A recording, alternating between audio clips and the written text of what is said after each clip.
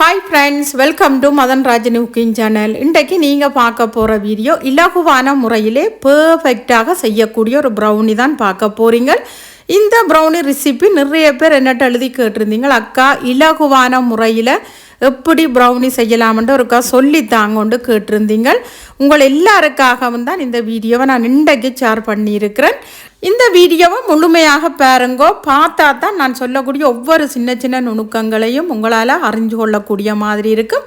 அப்படியே இந்த வீடியோவுக்கு ஒரு லைக் கொடுங்க. வாங்கோ இப்போ இந்த பெர்ஃபெக்டான ப்ரௌனி எப்படி செய்கிறேன்னு பார்க்கலாம்.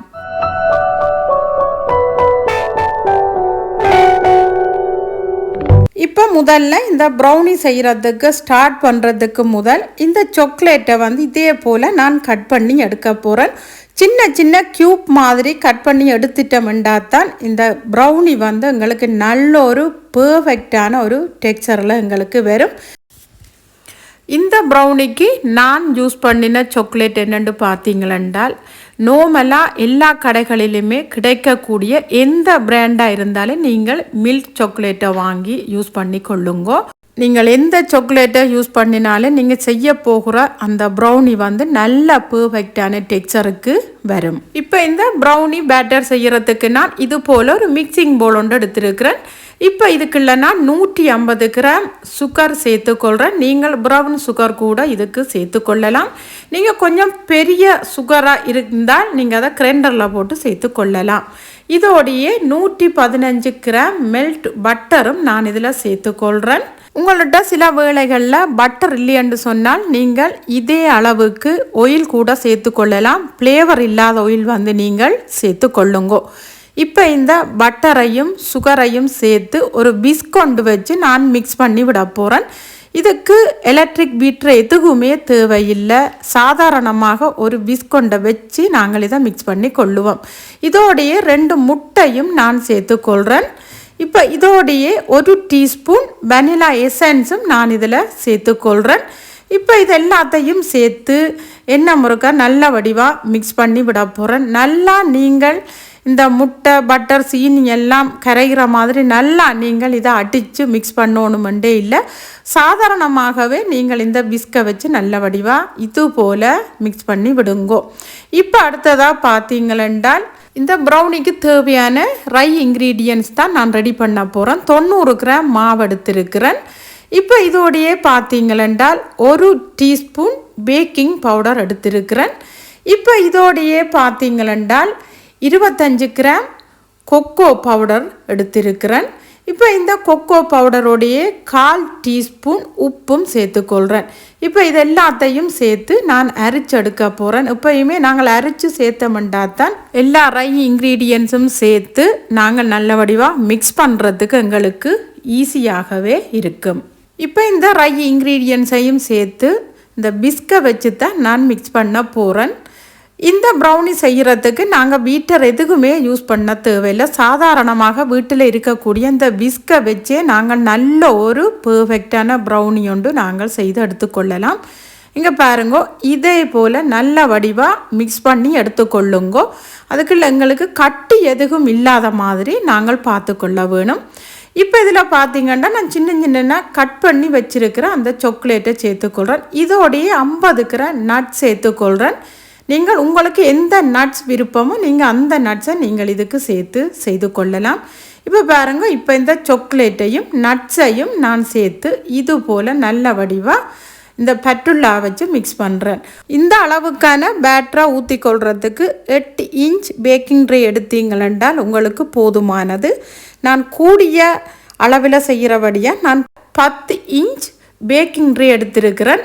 இந்த ட்ரே நான் ப்ரௌனிக்கண்டே நான் ஸ்ரீலங்காவிலேருந்து எடுத்திருக்கிறேன். இப்போ இதுக்கு கொஞ்சமாக எண்ணெய் நல்ல வடிவாக இந்த ப்ரஷ்ஷால் பூசிக்கொள்ள போகிறேன். ஏனெண்டா ப்ரௌனி ஒட்டாமல் நல்ல பெர்ஃபெக்டாக எங்களுக்கு வர்றதுக்காக.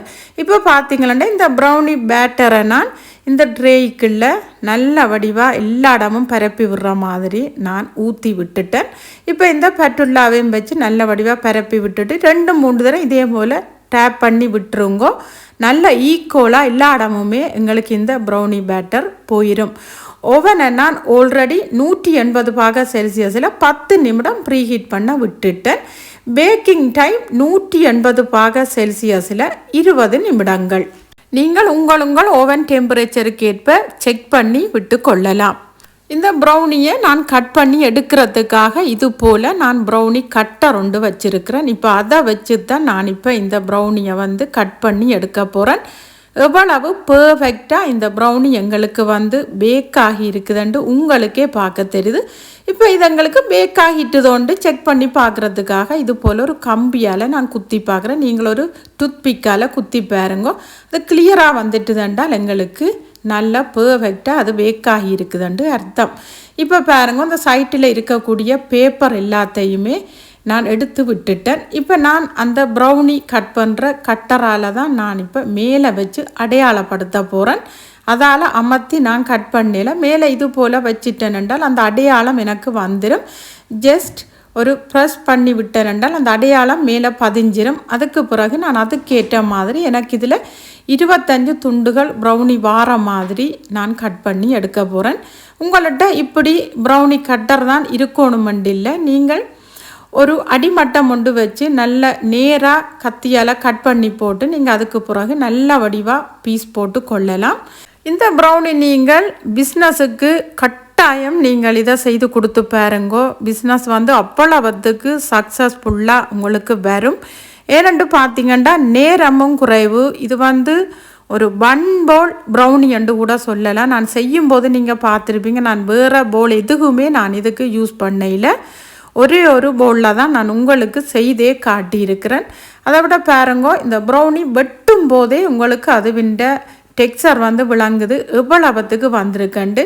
நார்மலாக மேலே அந்த கிராக் எல்லாம் விழுந்திருந்தால் தான் பர்ஃபெக்டான ப்ரௌனி என்று நிறைய பேர் சொல்லுவினோம். அது உண்மைதான். இருந்தாலும் நிறைய பேருக்கு அந்த முறையில் இந்த பட்டரையும் சாக்லேட்டையும் மெல்ட்டாக்கி செய்கிறத விட இது வந்து ஈஸியான ஒரு மெதட்டாக இருக்குமென்றதுக்காக நான் உங்களுக்கு செய்து காட்டியிருக்கிறேன். இங்கே பாருங்க, இந்த நட்ஸ் எல்லாம் போட்டு எவ்வளவு பர்ஃபெக்டாக இந்த ப்ரௌனி வந்து எங்களுக்கு வந்திருக்குன்ட்டு உங்களுக்கு பார்க்கவே தெரியுது.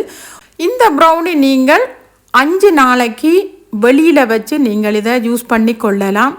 இக்காரணம் கொண்டும் ப்ரௌனியை நீங்கள் ஃப்ரிட்ஜில் வந்து வச்சு சாப்பிடாதீங்க. அது அப்படியே டோட்டலாக உங்களுக்கு டேஸ்ட்டை மாற்றி விட்டுரும். ஓகே ஃப்ரெண்ட்ஸ், இந்த ப்ரௌனி ரெசிபி உங்கள் எல்லாருக்கும் பிடிச்சிருக்குமென்று நினைக்கிறேன். இது போல் என்ன ஒரு டேஸ்டியான ரெசிபியோடு உங்களை நான் சந்திக்கிறேன். இந்த வீடியோ உங்களுக்கு பிடிச்சிருந்தால் லைக், கமெண்ட், ஷேர் பண்ணுங்க. மறக்காமல் சப்ஸ்கிரைப் பண்ணுங்க. அப்படியே பக்கத்தில் இருக்கிற பெல்லையும் கிளிக் பண்ணுங்க. அப்போ தான் நான் போடுற ஒரு வீடியோ உங்களை வந்து சேரும். Okay, bye bye.